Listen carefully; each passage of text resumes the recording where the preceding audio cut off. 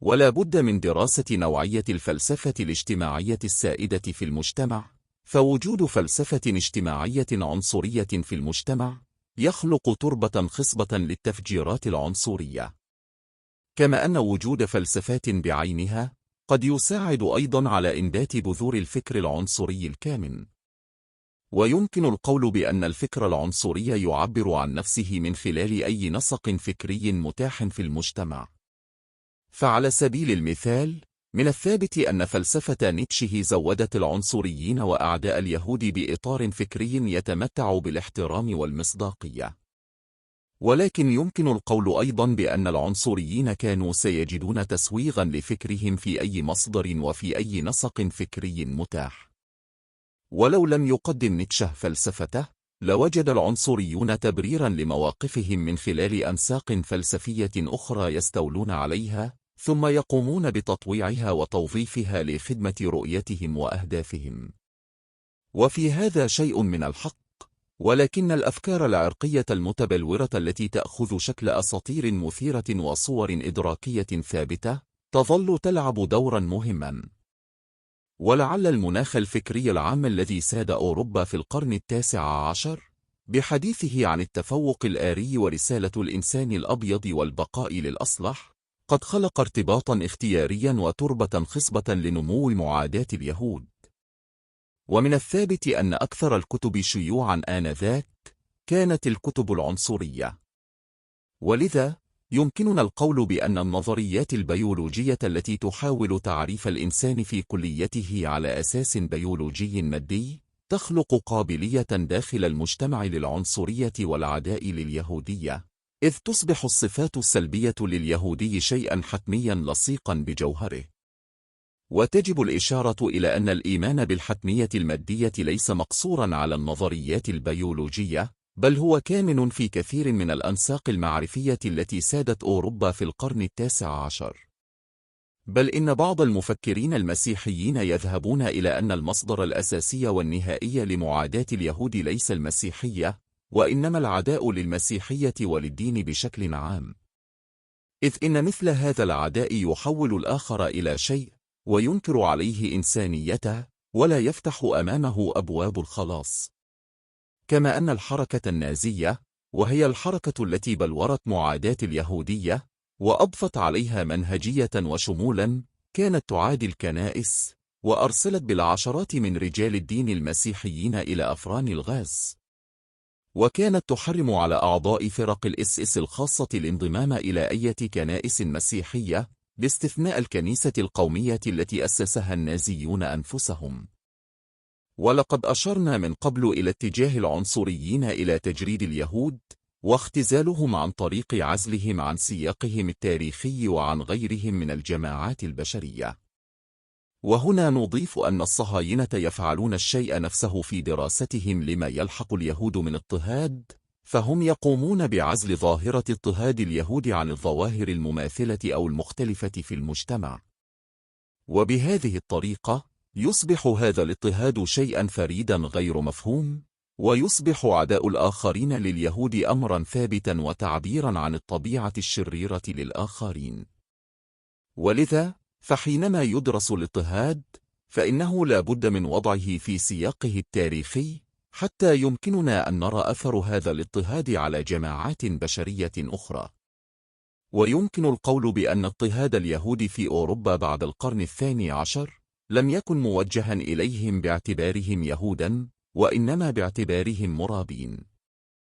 كما أن المرابين من الكوهارسين واللومبارد الذين كانوا يحتلون المكان نفسه ويعملون الوظيفة نفسها كانوا يتعرضون أو لا يتعرضون للاضطهاد حسب مدى احتياج المجتمع إليهم أو عدم احتياجه. وبعد عصر الإعتاق والانعتاق قامت الدولة الفرنسية الجديدة بمحاولة دمج كل الأقليات التي كانت تتمتع بأية خصوصية لغوية أو دينية غير فرنسية، ولن تميز في ذلك بين اليهود أو غيرهم.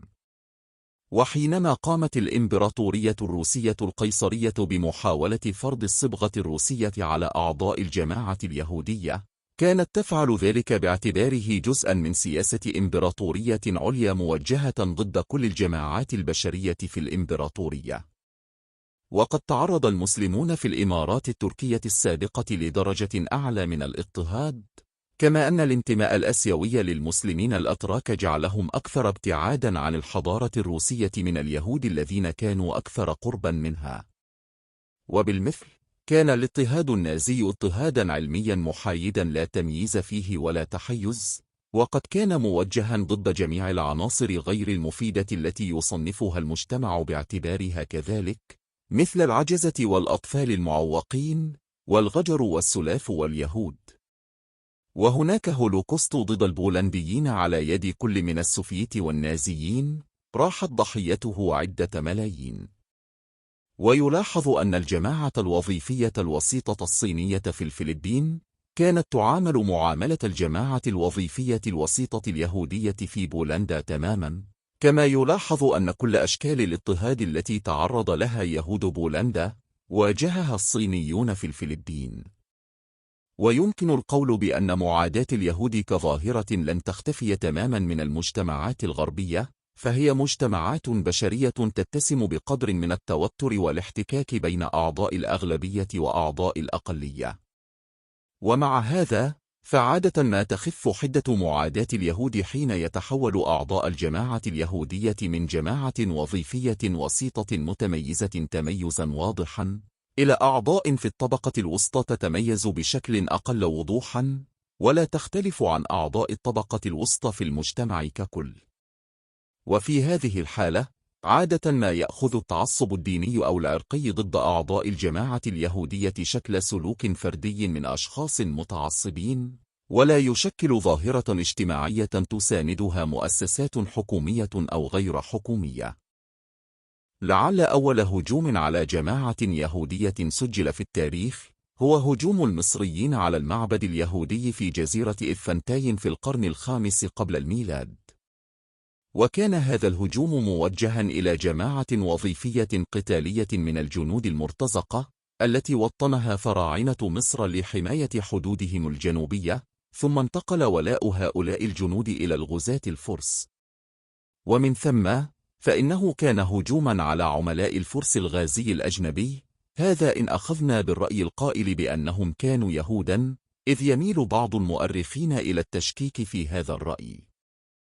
وبعد دخول الشرق الأدنى القديم إلى محور الحضارة الهيلينية، نشأ وضع جديد في علاقة اليهود بمن حولهم. ويجب أن نشير ابتداء إلى أن الرقعة الجغرافية التي تسمى الآن فلسطين لم تكن مأهولة بالعنصر العبراني وحسب، إذ كانت المناطق الساحلية مأهولة بالقبائل الفلسطية والفينيقية وغيرها. وكانت توجد داخل فلسطين أقوام سامية كثيرة، وكان العنصر اليوناني السائد يهيمن على التجارة ويتركز في المدن، أما العنصر العبراني اليهودي فكان يعمل بالزراعة. وانضمت إلى العنصر التجاري اليوناني قطاعات كبيرة من النخبة اليهودية من كبار ملاك الأراضي، وكانت فلسطين محور صراع بين الدولتين البطلمية والسلوقية، وكان اليهود أحد العناصر المهمة التي يدور حولها الصراع. ويمكن رؤية الهجوم على اليهود في هذه المرحلة باعتبارهم نتاج هذا المركب التاريخي، فسكان المدن من اليونانيين العاملين بالتجارة كانوا يصطدمون بالجماعة العبرانية اليهودية العاملة بالزراعة. وكانت الدولة السلوقية في سعيها لدمج فلسطين بمساعدة النخبة اليهودية المتأغرقة تحاول أن تقضي على العبادة القربانية المركزية وعلى الطابع اليهودي في فلسطين. وفي الإسكندرية كان السكان اليونانيون يرفضون السماح لليهود بدخول الجيمنازيوم لعدم مشاركتهم في العبادة اليونانية الوثنية. وقد ساعد على تصعيد حدة معاداة اليهود أن ديانتهم كانت توحيدية تقف ضد عبادة الأصنام، وكان هذا التفرد يفسر من قبل الوثنيين بأنه كره للبشرية، خصوصا وأن الطقوس الدينية اليهودية تنسج حول اليهود شبكة كثيفة من العزلة. وقد ازدادت معاداة اليهود في بعض المناطق مثل الإسكندرية، لأن أعضاء الجماعة اليهودية الذين كانوا يشكلون جماعة وظيفية وسيطة رحبوا بالغزو الروماني، بل وقدموا له يد المساعدة. وقد نتج عن الغزو الروماني أن النخبة الهيلينية فقدت موقعها المتميز في المجتمع، الأمر الذي جعلها تلقي باللوم على أعضاء الجماعة اليهودية. ولذا ظهرت في القرن الأول الميلادي مجموعة من الكتاب الهيلينيين يعادون اليهود، مثل خيرمون أستاذ نيرون، وليسيماخوس أمين مكتبة الإسكندرية، وآبيون الخطيب اليوناني. وقد ألف آبيون كتابا من 5 فصول عن تاريخ مصر يضم جزءا عن اليهود، أورد فيه بعض الآراء السائدة عن اليهود في العالم القديم، من قبيل أنهم شعب بدوي متجول، وأنهم نفوا من مصر لأنهم كانوا مجموعة من المصابين بالبرص الذين دنسوا المعابد المصرية، وكان لابد من التخلص منهم. وقد فسرت واقعة الخروج من مصر على هذا الأساس. كما يورد آبيون أن العبرانيين كانوا مولين للملوك الرعاة الهكسوس الذين أذلوا المصريين، ومن ثم تم طردهم عقب طرد الهكسوس، فالتجأوا إلى أرض كنعان واحتلوها. وفي واقع الأمر فإن هذه الأقاويل تهدف جميعا إلى تقويض فكرة العلاقة الخاصة بين اليهود وفلسطين، والشرعية التي تتأسس على مثل هذه العلاقة. وقد أضاف آبيون تهما أخرى، مثل أن اليهودية تعلم اليهود كره الجنس البشري والعزلة عنه، وأنهم يذبحون فردا غير يهودي كل عام ويذوقون أمعاءه، وأنهم يعبدون الحمار.